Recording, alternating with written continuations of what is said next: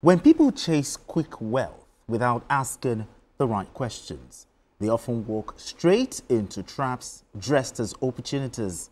That is at the center of the digital investment platform CryptoBank Exchange, CBEX.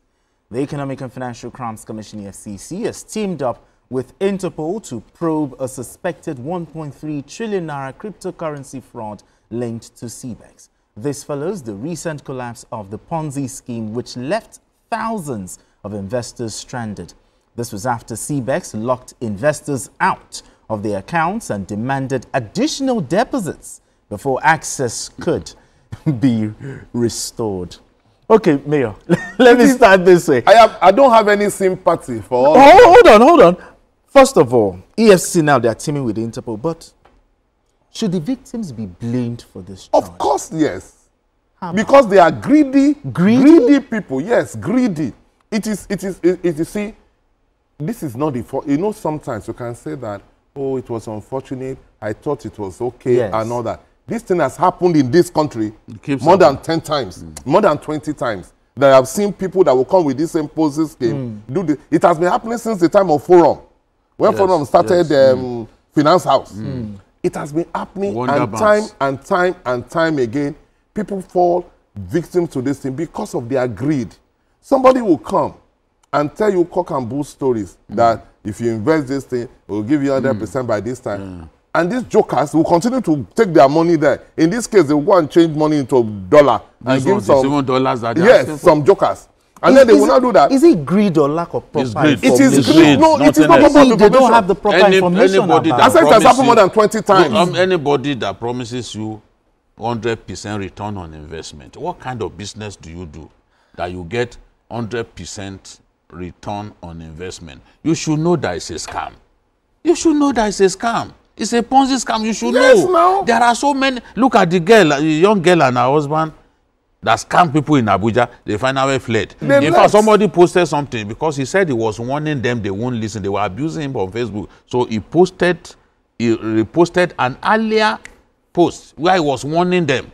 But Nigerians won't listen. But another thing is, should the anti-graft agencies also be blamed? Because for not enlightening Nigerians? Because I believe they know. It's not their business to enlighten you. It's not their business to enlighten you. It is not their business. No. NFIU. Their business is not to enlighten you. No. It is not, because this thing has happened several times. People have done this thing time and time again. MMM, everybody. Yes. Everybody has been doing that scam. But it's the same thing, and they will just collect money from these people, use it to pay the first set of people coming in, and then collect money from another set of people, use it to pay the ones that they do, and they just do that just to keep sucking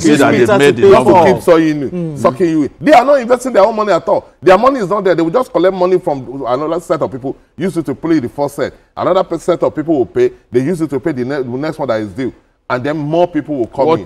More people will come in, and then they wait for some time, and then they will just bail. SEC.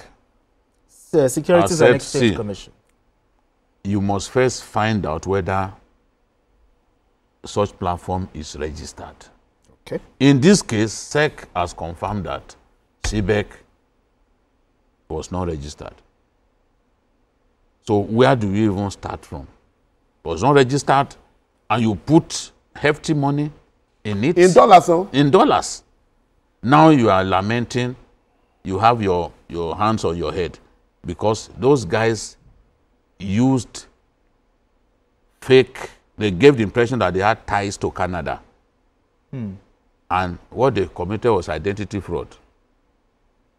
So they have no ties to the Chinese, no ties to any Canadian company. Those guys are in somewhere now. Nigerians who thought that, because they had ties, and did not know that they actually were involved in identity theft and all that. They've invested so much in them. Those guys, they've made sufficient money, and they now decided to wind down the platform. Then you started 1.3 trillion. Then you ran to the place and started looting tables, looting chairs. But now that EFCC has now you are still standing rugs. Come on. Now, how much does that exactly? amount to? I mean, now EFCC has linked up with Interpol. Do you think the victims will get redress? They will not get any redress. Don't ask me that question. Nobody they won't get any redress. Why are you doing like this? We are dealing with fraudulent because people. They've linked up and they will investigate and all of the EFCC will only promise. The guy that have done this thing, his portfolio is just a suitcase thing. He has left Nigeria. The money is in the air. It's a suitcase thing. The guy will be somewhere. They will have been perfecting how they will leave the country. They will have been perfecting how they will leave the country, you know, a long time ago. Yes, now. So you will not expect it. They will just disappear into thin air. They will move the Look money at that offshore. girl There's now. so many places you can Look take at that money girl that you can't trace. They put the money offshore. The guy will go and sit somewhere enjoying himself for some time. After another 3-5 years, they come back again and create another scheme and collect money again. And Nigerians will still and they will fall still for do it. it. But yes, because there are a lot of greedy people. But Nigerians, for us not to get vulnerable, I think anti-graft agencies. People leave anti-graft agencies. Every Nigerian, as I always say, go after who? You know, these companies that are not registered, I believe they will have the list. How would they know? So how many companies would they be going after? Do you know how many people are scamming Nigerians in a day? How many people can they catch? You see, you must show a sense of responsibility to yourself. Yes. As I always say, every individual is responsible for the decisions that he makes. True. Absolutely. Because decisions have consequences for good or for bad. So every individual is responsible for the decisions that he takes. Every individual is responsible for his emotions. If you can't control your emotions, you will pay for it. In this case, people are just, you know, they want to make quick money. It's the same thing that pushes people to kill their girlfriends for Yahoo now. Yes, because you want quick money. So an innocent girl comes and you asphyxiate her. And somebody tells you that, okay, some body parts can transform into millions, and stupidly you go and give your girlfriend's body parts to people. It's the same thing. We all, young people today in Nigeria, look at this.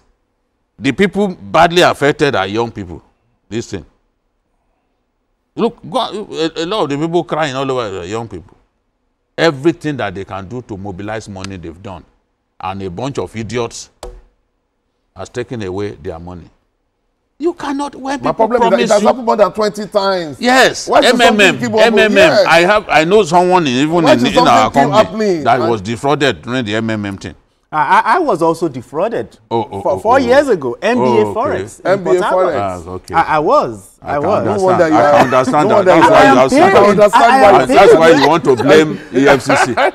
Whom did you blame at that time when you were defrauded? Well, did you blame yourself? I just wanted, I thought maybe it was okay. The return on investment was huge. Let me double. That is the thing. That's in your own case. I thought mine was, I think, lack of information. That's what I'm saying. That the style, they will first pay you. It's just to draw you. And they will pay you for bringing others.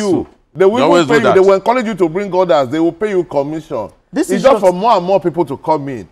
They are playing on that greed, because when you invest 100,000 and somebody gives you another 100,000, oh, you will think, oh, this is good.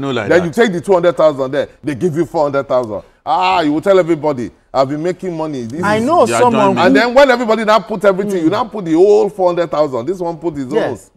They will now say thank you, and they go. I know someone who convinced the mother to put the gratuity into it, and they closed down. See, how can anybody be dumber than that? The woman's sweat.